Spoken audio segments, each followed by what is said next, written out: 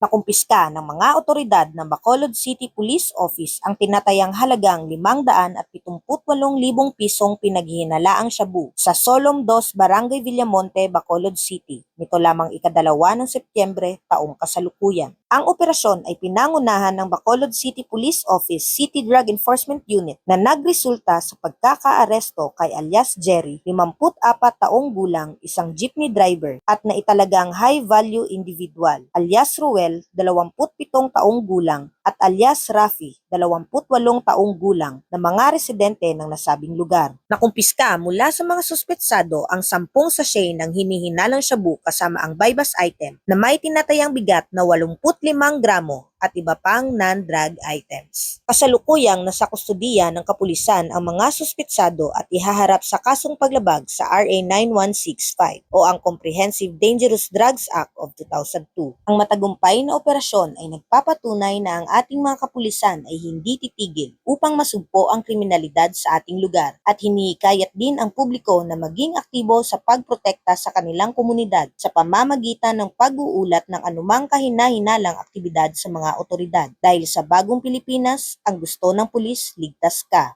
Mula dito sa Bacolod City Police Office, ako ang inyong PNN correspondent, Patrolwoman Andrea Dominic Di Palobos, alagad ng batas, tagataguyod ng Balitang Pulis.